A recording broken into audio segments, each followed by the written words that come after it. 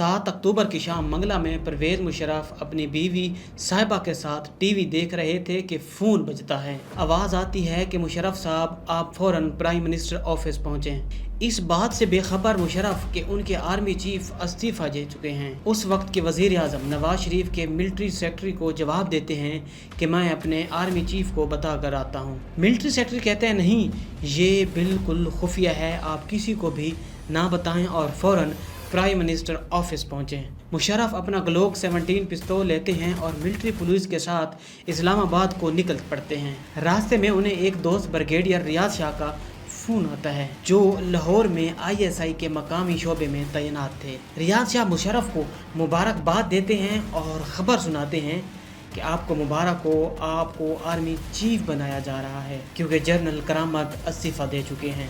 Musharraf PM house में दाखिल होते हैं तो सामने नवाज शरीफ सोफे पर उनके मुंतज़िर थे। नवाज शरीफ के चेहरे पर फातिहाना मुस्कुराहट थी। नवाज शरीफ ने मुशर्रफ को यस सर कहने वाला समझकर आर्मी चीफ की छड़ी उनके हाथ में थमाते हुए कहा कि आज से आप आर्मी चीफ हैं। मगर उस वक्त नवाज शरीफ को ये मालूम ना था कि उसकी दी जाने वाली ये छड़ी और परवेज़ मुशर्रफ दोनों उसके खिलाफ इस्तेमाल होने वाले हैं। आज हम आपको सुनाएंगे परवेज़ मुशर्रफ की यही कहानी।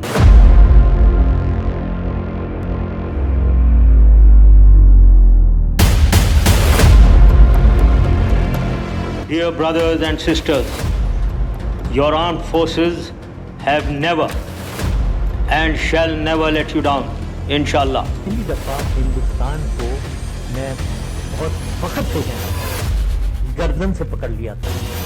10 महीने के लिए आए थे ये 2002 में, याद है ना आपको? पूरी फौज ले आए थे, ले आए, मैंने भी फौज आगे कर दी। कब आओ ना, लड़ना है चलो लड़ते हैं। मेरा जवाब उसको कुचल देना चाहिए, ये है मेरा जवाब। और अगर दोबारा कभी मौका मिला है इस बार दोबारा वही करूँगा, दोबारा वैसे ही कुचलेंगे उसको। Poor performance by the intelligence are possible. If you reflect back to 9/11, how is it that 18 people were being trained for months and CIA was actually the most powerful organization? 5 अक्टूबर 1998 को वज़ीर आज़म हाउस इस्लामाबाद में बेचैनी फैली होती है। नवाज शरीफ तेज कदम बढ़ाकर इधर से उधर टहल रहे हैं। धड़कन खौफ के मारे बढ़ती जा रही है। हालांकि उधर पीपल्स पार्टी और बाकी अपोजिशन खुशियां मना रही है, लेकिन यहाँ नवाज शरीफ का चेहरा गुस्से से लाल पीला होता जा रहा है। हालांकि वो chief justice supreme court Sajjad Ali Shah और सदर फरूक लगारी को ओहदे से हटाकर एक जंग जीत चुके होते हैं। अब ये बात समझने के लिए कि जनरल जहांगीर करामत ने इस्तीफा क्यों दिया, आइए आपको ले चलते हैं लाहौर कॉलेज की तकरीब में। आर्मी चीफ जनरल जहांगीर करामत एक तकरीब से खिताब कर रहे हैं और कहते हैं कि एक नेशनल सिक्योरिटी काउंसिल बननी चाहिए। बस इसी बयान से नवाज शरीफ को बगावत की बू आने लगी और इसके बाद नवाज शरीफ ने फैसला कर लिया कि अब इस ओहदे पर जहांगीर करामत मजीद नहीं ठहर सकते। नवाज शरीफ जनरल जहांगीर करामत को एक कमरे में ले गए और कहा, जनरल साहब आप इस्तीफ़ा दे दें। ये तारीख में पहली बार हो रहा था कि एक वज़ीर आज़म आर्मी चीफ से इस्तीफ़ा मांग रहे हैं और ये भी तारीख में पहली बार हुआ कि 24 घंटों से भी कम वक्त में जनरल जहांगीर करामत ने पाकिस्तान की सबसे ताकतवर कुर्सी को छोड़ दिया। लेकिन नवाज शरीफ का बयान अभी बाकी था क्योंकि आर्मी चीफ की कुर्सी खाली है।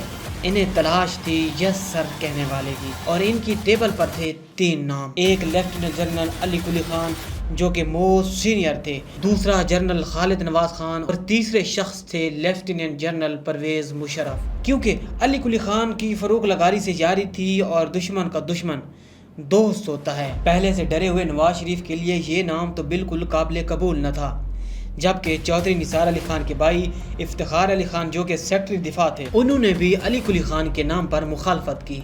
लेकिन नवाज शरीफ को उस वक्त परवेज़ मुशर्रफ का नाम भा गया। अलबत्ता इंटेलिजेंस एजेंसियों ने इससे मुतल्लिक रिपोर्ट ठीक न दी थी। एजेंसियों ने नवाज शरीफ को खबरदार किया था मुशर्रफ एक जज्बाती आदमी है, मगर इन सब चीज़ों को बालाए ताक रखते हुए नवाज शरीफ ने मुशर्रफ को आर्मी चीफ बनाकर छड़ी उनके हवाले कर दी थी। जब मुशर्रफ ने नवाज शरीफ से पूछा, मिस्टर प्राइम मिनिस्टर आपने मुझको ही क्यों आर्मी चीफ के लिए चुना, नवाज शरीफ ने फ़ौरन जवाब दिया, वो इसलिए क्योंकि आपने डायरेक्ट और इनडायरेक्ट कभी मुझ तक कोई सिफारिश नहीं भिजवाई थी।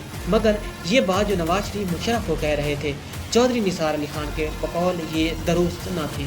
अब माजी में चलते हैं जब परवेज मुशर्रफ आर्मी चीफ नहीं बल्कि DGMO थे और वो कश्मीर की आज़ादी का प्लान बना रहे थे। मीटिंग की सरबराही air chief marshal Farooq Feroze Khan कर रहे हैं। मुशर्रफ वर्जी वालों के साथ मिलकर जिनके सामने प्लान पेश कर रहे हैं वो हैं वज़ीर आज़म मोहतरमा बेनज़ीर भुट्टो।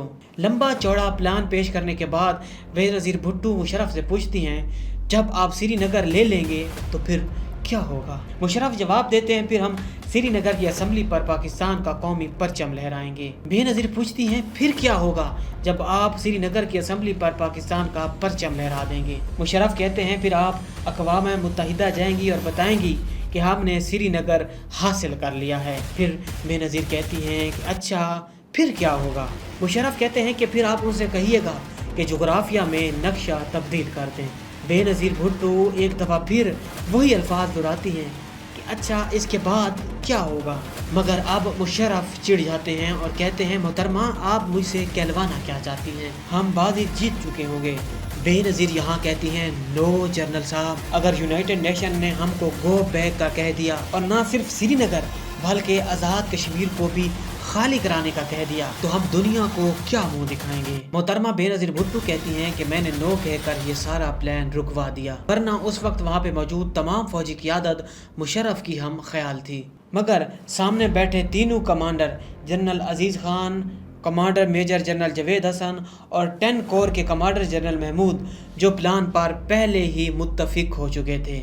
जनरल जावेद हसन ने आपसे कहा कि अमेरिका भारतीयों से पहले ही नफरत करता है, इस जंग में अमेरिका हमारा साथ देगा। इसके बाद परवेज मुशर्रफ ने कहा कि कोई भी फौजी भारतीयों के हत्थे ना चढ़ना चाहिए और यूं मुशर्रफ ने आर्मी चीफ, हुकूमत और ISI को ऑन बोर्ड लिए बगैर ये प्लान डन कर दिया। कारगिल में एक्चुअली हुआ क्या था? 1984 में भारत ने शिमला मुआहदे की खिलाफवर्जी करते हुए सियाचिन में एक बड़े ग्लेशियर पर कब्जा कर लिया था।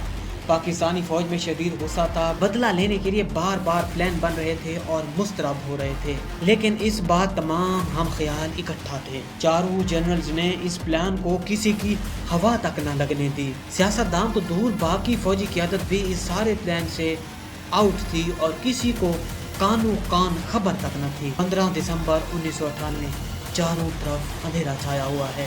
सफ़ेद बर्फ, गहरा सन्नाटा और खून जमा देने वाली सर्दी में कैप्टन नदीम, कैप्टन अली और हवालदार लालक जान और इनके 3 साथियों को हुक्म दिया गया कि वो लाइन ऑफ कंट्रोल पार करके वहाँ की रैकी करें। 3 दिन की रैकी के बाद इन्होंने इतला दी कि सारा इलाका खाली पड़ा है, दुश्मन का दूर दूर तक पता नहीं, सिर्फ बर्फ ही बर्फ है। फिर अगला हुक्म मिला कि अब 200 जवानों के लिए असला और खुराक भी पहुंचाई जाए, क्योंकि अगला कदम था लाइन ऑफ कंट्रोल के पार जाकर दुश्मन के खाली इलाकों पर कब्जा करना। प्लान के मुताबिक सब कुछ ठीक चल रहा था। दुश्मन के इलाके में चौकियां बनाई जाने लगी। इधर सियाचिन कारगिल में फौज भारत से जंग की तैयारी में मसरूफ थी, लेकिन वहां नवाज शरीफ मीनार पाकिस्तान में भारतीय वजीर आज़म अटल बिहारी वाजपेयी से बगलगीर हुए जा रहे थे। आज़ादी के बाद ये पहला मौका था कि पाकिस्तान और भारत शीरो शक्कर थे। वाजपेयी लाहौर के मीनार पाकिस्तान पर आए और दिल्ली तक बस चलाने का प्लान पेश कर दिया, मगर दूसरी तरफ सरहद पर बारूद की भूख का अंदाजा किसी को न था। पाकिस्तानी जवान भारतीय इलाकों में 100 से ज्यादा चौकियां कैंप कर चुके थे। प्लान के मुताबिक जवानों की चौकियां तो बन गई, मगर इतनी ज्यादा तादाद में खुराक पहुंचाना मुमकिन न था। एक रोज चौकियां बनाते हुए फौजी जवानों ने एक चरवाहे को बकरियां चराते हुए देखा, जिसके पास शिकारी कुत्ते भी मौजूद थे। फौजियों ने इसे जाने दिया। यूं चरवाहा जानवरों को साथ लेकर रफू चक्कर हो गया और किसी को खबर तक न हुई कि वो गया कहाँ है। लेकिन उसको जाने देने का ये फैसला दुरुस्त साबित न हुआ, क्योंकि वो सिर्फ चरवाहा न था, वो भारतीय फौज का इन्फॉर्मर था। बस ये इन्फॉर्मेशन वो ले गया और उसने अपनी फौज को आगाह कर दिया। अगले ही रोज भारतीय हेलीकॉप्टर उन पाकिस्तानी चौकियों का जायजा लेने पहुंच गया जिन पर पाकिस्तान कब्जा कर चुका था। ये हेलीकॉप्टर काफी नीचे था। जवानों ने इसको हिट करने के लिए इजाजत मांगी, मगर उनको इजाजत ना मिली। दरअसल ऑपरेशन की प्लानिंग करने वालों का ख्याल था कि जून में बर्फ पिघलने के बाद ही भारतीय फौज को इन्फिल्ट्रेशन का पता चलेगा और तब तक पाक फौज के जवान उनकी चौकियों पर मुकम्मल कंट्रोल हासिल कर चुके होंगे। अब दुश्मन ने भरपूर ताकत से हमला कर दिया। तोपों से पाकिस्तानी चौकियों पर गोले बरसाए, मगर पाकिस्तानी जवान भरपूर मुज़ाहमत कर रहे थे। जब भारतीय फौज से मामलात काबू में न आए तो उनकी फिजाया ने बम बरसाना शुरू कर दिए। लेकिन अब कारगिल में छिड़ने वाली जंग खुफिया न रही थी। धमाकों की गूंज पूरी दुनिया में सुनाई दे रही थी और फिर दोस्त बनकर लौटने वाले भारतीय वजीर आज़म ने दुश्मन बनकर नवाज शरीफ को फ़ोन घुमाया और कहा कि मियाँ साहब आपने ये क्या कर दिया। नवाज शरीफ हक्का बक्का रह गए कि आखिर उनसे क्या खता हुई, क्योंकि वो इस सारे ऑपरेशन से लाइल्म थे। नवाज शरीफ ने कहा कि मैं इस सारे वाक़े की मालूमात हासिल करता हूँ और कहा कि यकीन जाने वाजपेयी साहब, मुझे तो इस बात का इल्म तक नहीं है जो आप फरमा रहे हैं। नवाज शरीफ के पैरों तले ज़मीन निकल रही थी। वो अपनी अक्ल पर हाथ मार रहे थे और सोच रहे थे कि उन्होंने किन को आर्मी चीफ बना दिया है, मगर जिन पर तकिया था वही पत्ते हवा देने लगे। उन्होंने फौरन मुशर्रफ को फ़ोन किया। आर्मी चीफ परवेज मुशर्रफ ने दरख्वास्त की कि वो पिंडी आए, उन्हें एक ब्रीफिंग में मामला समझाया जाएगा। यूं नवाज शरीफ दौड़ते दौड़ते पिंडी पहुंचे। यहाँ वजीर आज़म और बाकी सियासी क़यादत के साथ फ़िज़ाई और नेवल चीफ ने भी ला इल्म रखने पर अपने तहफ़्फ़ुज़ात का इजहार किया, मगर कुछ हो ना सका। अगली मीटिंग 17 मई 1999 को ओजड़ी कैंप में हुई। मुशर्रफ समेत प्लानिंग करने वाले चारों जनरल नवाज शरीफ को समझा रहे थे कि वो कामयाबी के बिल्कुल करीब पहुंच चुके हैं, मगर वो नवाज शरीफ को मुतमईन ना कर पा रहे थे। अजीज खान खड़े हुए और नवाज शरीफ से कहा, मिस्टर प्राइम मिनिस्टर, अगर ये ऑपरेशन कामयाब हो गया तो आपका नाम तारीख के सुनहरी हरूफ में लिखा जाएगा। कैद आज़म के बाद आपको फातिह कश्मीर के नाम से याद रखा जाएगा। अब ये बात कहनी थी, बस नवाज शरीफ फूले ना समा रहे थे। मुस्कुरा कर पूछने लगे कि आपने तो ये बताया ही नहीं कि पाकिस्तानी परचम कब श्रीनगर पर लहराएगा। अब वो खुद जवानों का हौसला बढ़ाने के लिए आर्मी चीफ के साथ कारगिल पहुंच गए। भारत के मिग तियारे और हेलीकॉप्टर गिरकर तबाह हो रहे थे। भारत को काफ़ी नुकसान पहुंच रहा था, मगर असल मसला था पाकिस्तानी अफवाज को खुराक और असलहे की सप्लाई जारी रखना, जिसे भारत ने अपनी फिजाइया के जरिए मुनक़ता कर दिया था। इधर पाक फिजाइया भी जवाब देने के लिए तैयार बैठी थी, मगर फिर सारी कहानी रिवर्स होने लगी। चीन हो, रूस या अमेरिका, तमाम ममालिक पाकिस्तान पर जंग बंदी के लिए दबाव डालने लगे। अब यूँ महसूस होने लगा कि पाकिस्तान सफारती तौर पर तनहा हो रहा है। नवाज शरीफ के मुख्तलिफ ममालिक के दौरे लगने शुरू हो गए। पहला दौरा चीन था। चीन से अच्छा रिस्पॉन्स ना मिलने के बाद नवाज शरीफ मायूस होकर बैठ गए और उन्हें महसूस होने लगा कि अब जंग बंदी नागुज़ीर है, इसके अलावा और कोई ऑप्शन नहीं, क्योंकि वो मजीद जंग जारी नहीं रख सकते। 4 जुलाई को नवाज शरीफ अमेरिका चले गए। इसी दौरान अमेरिकी सदर से 1-on-1 मुलाकात हुई। अमेरिकी सदर ने भारतीय वजीर आज़म वाजपेयी को फ़ोन घुमाया। इसी दौरान क्लिंटन ने ताउन करने के लिए नवाज शरीफ के सामने एक शर्त रखी और वो थी जंग बंदी करना, और कहा कि पाकिस्तान बगैर किसी शर्त के भारतीय हदूद से अपनी फ़ौज वापस बुला ले। बस बिल क्लिंटन का ये हुक्म था और वहाँ ये काम हो गया। उधर भारतीय हदूद पार करने वाले पाकिस्तानी जवानों की हालत भी बेहतर न थी। सप्लाई लाइन कटने की वजह से वो भूखे प्यासे भारतीय फौज का मुकाबला कर रहे थे, मगर जब फौजें वापस आने लगी तो इंडियन फौज ने पीछे से हमला कर दिया, जिससे पाकिस्तानी फौज का काफ़ी नुकसान हुआ। मुशर्रफ के बकौल सीज़ फायर से पहले पाकिस्तानी जवानों की शहीद होने की तादाद कम थी, जबकि सीज़ फायर होने के बाद जब वापसी की राह ली तो भारतीय फौज की पीछे से फायरिंग के बायस जवानों की शहादत में इजाफा हुआ। मुशर्रफ की नाकाम खुफिया प्लानिंग के बाद अब नवाज शरीफ चुपके से मुशर्रफ को हटाने का मंसूबा बना रहे थे। सरहदों पर ख़त्म होने वाली जंग ने वज़ीर आज़म और आर्मी चीफ के दरमियान जंग छेड़ दी। अब दोनों जानिब एक दूसरे को हटाने के प्लान बनाने शुरू किए गए। Army chief Jehangir Karamat, chief justice Sajjad Ali Shah, सदर फारूक लगारी को ओहदे से हटाए जाने के बाद नवाज शरीफ को अपनी सियासत पर एतमाद था कि मुशर्रफ उनके सामने टिक नहीं पाएंगे। लेकिन उधर मुशर्रफ ने नवाज शरीफ को ये पैगाम पहुँचाया कि वो जनरल जहांगीर करामत नहीं हैं। कहा जाता है कि नवाज शरीफ को मुशर्रफ का अंदाज़े गुफ्तगू अच्छा नहीं लगता था। 1999 को 2 बड़ी ताकतें एक दूसरे के मुखालिफ खड़ी हो गईं। दोनों ने अपनी अपनी चालें चलना शुरू कर दी। नवाज शरीफ पतली छुरी से काटना चाह रहे थे, लेकिन उधर परवेज मुशर्रफ को शक पड़ गया। उन्होंने अपने वही जनरल जिन्होंने कारगिल ऑपरेशन में उनका साथ दिया था, उन चारों जनरल्स को बता दिया था کہ اگر انہیں آرمی چیف کے عہدے سے ہٹایا جائے تو اس کے بعد ان 4 جنرلز کو کیا کرنا ہے۔ اب سوال یہاں یہ اٹھنے لگا کہ اگر نواز شریف پرویز مشرف کو آرمی چیف کے عہدے سے ہٹانے میں کامیاب ہو بھی گئے تو اس کے بعد آنے والا آرمی چیف کون ہوگا؟ لیکن نواز شریف یہ فیصلہ بھی کر بیٹھے تھے اور وہ تھے DGISI lieutenant general Zia Uddin but, مگر وہ ابھی تک اس بات سے لا علم تھے کہ 24 گھنٹے کے دوران انہوں نے ملک کا آرمی چیف بن جانا ہے۔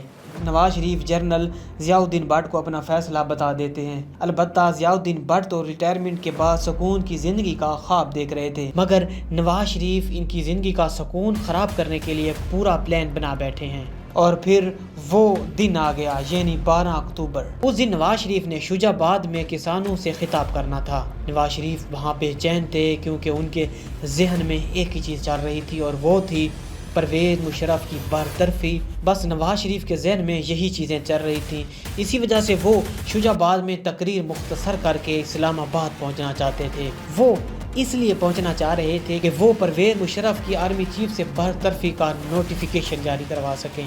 اب نواز شریف کو آخری کام کرنا تھا، یعنی نوٹیفیکیشن کا اجرا، اور یہ کام کرنا تھا افتخار علی خان نے، مگر وہ تو بیمار تھے اور دوائی لے کر خواب خرگوش کے مزے لے رہے تھے۔ بالآخر نواز شریف کے اسلام آباد ایئرپورٹ پہنچنے سے پہلے افتخار علی خان سے رابطہ ہو گیا اور یوں افتخار علی خان آدھے سوئے آدھے جاگتے دوڑے دوڑے وزیر اعظم ہاؤس پہنچے۔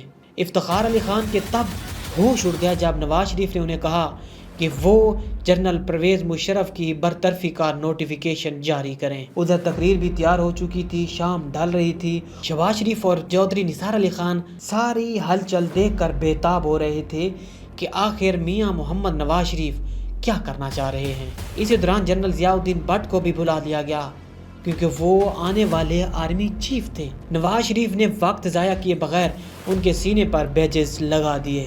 نوٹیفیکیشن جاری ہوا اور PTV پر خبر چلا دی گئی کہ جنرل پرویز مشرف کو وزیر اعظم نواز شریف نے آرمی چیف کے عہدے سے برطرف کر دیا اور جنرل ضیاء الدین بٹ کو آرمی چیف بنا دیا گیا ہے۔ نواز شریف کا فیصلہ اب ساری دنیا کے سامنے تھا۔ یہاں ملک میں اتنا سب کچھ ہو رہا تھا، لیکن جس کے خلاف ہو رہا تھا اور جس کو آرمی چیف کے عہدے سے برطرف کر دیا گیا تھا، وہ صاحب آخر تھے کہاں؟ آپ یہ بھی جان لیجئے۔ پرویز مشرف حالات سے بے خبر ہو کر طیارے میں بیٹھ کر سری لنکا سے پاکستان آ رہے تھے۔ جس وقت ان کی برطرفی ہوئی، ان کا طیارہ کراچی میں لینڈ کرنے والا تھا۔ اب نئے آرمی چیف نے پرائم منسٹر ہاؤس سے ہی ہدایات دینا شروع کر دی۔ پنڈی سے لے کر کراچی تک سب کو فون گھمائے۔ پہلا حکم یہ تھا کہ پرویز مشرف کو کراچی ایئرپورٹ پر لینڈ کرتے ہی پروٹوکول کے ساتھ آرمی ہاؤس لے جایا جائے۔ دوسرا حکم، کارگل والے جنرل یعنی جنرل محمود اور جنرل عزیز خان کو عہدے سے برطرف کر دینا۔ اب یہاں پرویز مشرف اپنی ٹیم کو پہلے ہی آگاہ کر گئے تھے کہ ان کی برطرفی کے بعد اب انہیں کیا کرنا ہے۔ جنرل محمود احمد اور لیفٹیننٹ جنرل عزیز خان ٹینس کھیل رہے تھے۔ جب ان کو یہ خبر ملی تو انہوں نے وہاں سے فوراً دوڑ لگائی۔ DGMO جنرل شاہد عزیز گھر پہنچے ہی تھے۔ وہ اپنے جوتوں کے تسمے کھول ہی رہے تھے کہ انہیں خبر ملی کہ پرویز مشرف کو برطرف کر دیا ہے۔ انہوں نے تسموں کو ٹائٹ کیا اور وہاں سے فوراً نکل پڑے۔ ادھر 111 بریگیڈ کے کمانڈر مشرف کی برطرفی کی خبر رکوانے کے لیے PTV پہنچ چکے تھے۔ کچھ دیر بعد فوج کے مزید ٹرک بھی وہاں پہنچ گئے۔ بس اب PTV کی سکرین پر ایک کرر بار چلی، جس کے بعد پھول چلا اور پھر فوجی ترانے سنائے جانے لگے۔ نواز شریف کو بھی شک پڑنے لگا کہ اب دال میں کچھ کالا ہے۔ ان کے لیے اب اہم تھا کہ مشرف کا طیارہ کراچی ایئرپورٹ پر لینڈ نہ کر سکے۔ سب میں اہم کردار تھا corps commander Karachi general Muzaffar Usmani کا، کیونکہ انہیں دونوں طرف سے احکامات مل رہے تھے۔ پہلا فون نواز شریف کی طرف سے کہ جنرل پرویز مشرف کا طیارہ کراچی ایئرپورٹ پر لینڈ نہ کر سکے، جبکہ اگلی کال لیفٹیننٹ جنرل عزیز خان کی تھی جو پرویز مشرف کے ساتھی تھے۔ انہوں نے کہا کہ وہ ایئرپورٹ کو اپنی تحویل میں لے لیں اور مشرف کو بطور آرمی چیف پورے اعزاز کے ساتھ ریسیو کریں۔ اب اس تمام تر معاملے کی کامیابی اور ناکامی کور کمانڈر کراچی کے کندھوں پر تھی۔ اگر وہ چاہیں تو پرویز مشرف کراچی ایئرپورٹ پر لینڈ کر سکتے تھے، اگر وہ نہ چاہیں تو پرویز مشرف کراچی ایئرپورٹ پر لینڈ نہیں کر سکتے تھے۔ کافی سوچ و بچار کے بعد کور کمانڈر کراچی نے مشرف کا ساتھ دینے کا فیصلہ کیا، جس کے بعد ایئرپورٹ کا رن وے کلیئر کرا لیا گیا۔ مشرف کا طیارہ لینڈ ہوا اور جنرل مظفر عثمانی نے ان کا بطور آرمی چیف استقبال کیا۔ ادھر پرائم منسٹر ہاؤس میں لیفٹیننٹ کرنل شاہد علی مزید کمانڈوز کے ساتھ سیدھا نواز شریف کے کمرے میں داخل ہو گئے۔ نواز شریف نے پوچھا کیا مارشل لا لگ چکا ہے؟ جواب دیا مجھے نہیں پتا۔ جنرل ضیاء الدین بٹ مسلسل فون پر ہدایت دے رہے تھے جن سے فون چھین لیا گیا۔ کچھ دیر کے بعد راولپنڈی کے corps commander general Mahmood Ahmed بھی وہاں پہنچے اور پرائم منسٹر ہاؤس میں موجود تمام لوگوں کو حراست میں لے لیا۔ پرویز مشرف لکھتے ہیں کہ شہباز شریف اس وقت واش روم میں نواز شریف کی لکھی گئی تقریر کو پانی میں ضائع کر رہے تھے، جنہیں دروازہ توڑ کر باہر نکالا گیا، اور پھر اسی رات 2:30 بجے میرے عزیز ہم وطنوں کی گونج PTV پر سنائی دی۔ Dear brothers and sisters, your armed forces have never and shall never let you down, انشاءاللہ۔ اور آتے ہی مشرف نے 7 نکات عوام کے سامنے رکھ دیے۔ اب ڈیفینیٹلی انہوں نے 7 نکات یوں راتوں رات لکھ کر عوام کے سامنے پیش نہیں کیے، ان کی یہ پلاننگ کافی دیر سے چل رہی تھی۔ وہ بچہ جو اپنا سب کچھ ہندوستان چھوڑ کر آیا تھا، آج پورا پاکستان اس کے پاس تھا۔ وہ پاکستان کی تاریخ کا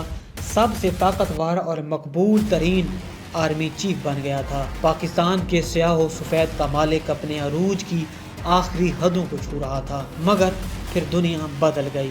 انہیں ایک ایسا فون آیا جو انہیں گورنر ہاؤس میں میٹنگ چھوڑ کر سننا پڑا۔ ان سے آواز باہر آئی، مسٹر مشرف، یا تو آپ ہمارے ساتھ ہیں یا آپ ہمارے خلاف۔ یہ فون کسی اور کا نہیں بلکہ 9/11 حملوں کے بعد امریکی وزیر خارجہ کالن پاول کا تھا۔ اب وہ پاکستان جو پرویز مشرف کے پاس تھا، وہ اسے امریکہ سے شیئر کرنے کو تیار ہو گئے تھے۔ پرویز مشرف نے پاکستانی اڈے امریکہ کے حوالے کر دیے، جہاں سے افغانستان پر ڈرون گرائے جانے لگے۔ 2003 میں ڈاکٹر عافیہ صدیقی کو راولپنڈی سے اغوا کر لیا گیا۔ 2004 میں ایٹمی دھماکے کرنے والے عبدالقدیر خان کو بھی عہدے سے فارغ کر دیا گیا۔ اب انٹری ہوتی ہے بے نظیر بھٹو کی۔ اب 18 اکتوبر 2007 کو بے نظیر بھٹو پاکستان واپس آئیں تو ان کے استقبالیہ ریلی پر ہونے والے خود کش دھماکے میں درجنوں افراد جاں بحق ہوئے۔ اب 27 دسمبر 2007 کو راولپنڈی میں بے نظیر بھٹو کے قتل نے پرویز مشرف کے اقتدار کو مزید مشکل بنا دیا تھا۔ امریکہ بھی یہ جان چکا تھا کہ مشرف اب اپنے ہی ادارے میں اپنی مقبولیت کھو چکے ہیں، جس کے بعد امریکہ بھی مشرف کی مدد کو نہ آ سکا۔ بے نظیر بھٹو کی وفات کے بعد 18 فروری 2008 کو ملک میں عام انتخابات منعقد ہوئے، جس میں پیپلز پارٹی نے اکثریتی نشستیں حاصل کی، مگر اس نے مسلم لیگ نون کے ساتھ مل کر اتحادی حکومت قائم کی۔ پرویز مشرف کی پہلی اتحادی جماعت مسلم لیگ قواف تھی۔ ان کی پیپل پارٹی سے مبینہ ڈیل کی خبروں سے پرویز مشرف پہلے ہی قواف لیگ سے نالاں تھے۔ عام انتخابات میں جب قواف لیگ کو شکست ہوئی تو اس کی جماعت کے بعض رہنما بھی پرویز مشرف کے خلاف کھل کر میدان میں سامنے آ گئے۔ مشرف سخت مشکل کا شکار ہو چکے تھے، آئے دن مختلف سمتوں سے ان پر وار کیے جا رہے تھے، مگر کوئی بچانے والا نہ تھا۔ اسی تناظر میں 8 اگست 2008 کو سابق وزیر اعظم اور اس وقت مسلم لیگ نون کے سربراہ نواز شریف نے اس وقت پیپلز پارٹی کے شریک چیئرمین آصف علی زرداری سے زرداری ہاؤس اسلام آباد میں ملاقات کی اور پرویز مشرف کو ہٹانے کا اعلان کیا، یعنی اگر مشرف استعفیٰ دے دیں تو ٹھیک ہے، ورنہ ان کے خلاف مواخذے کی کارروائی کا اشارہ دے دیا گیا۔ بالآخر پرویز مشرف اقتدار سے رخصت ہوئے تو ریٹائرمنٹ کی زندگی گزارنے کی بجائے اپنی سیاسی جماعت آل پاکستان مسلم لیگ بنا لی۔ 2013 میں انتخابات میں حصہ لینا چاہا مگر نااہل ہو گئے۔ جون 2013 کو پرویز مشرف کو 2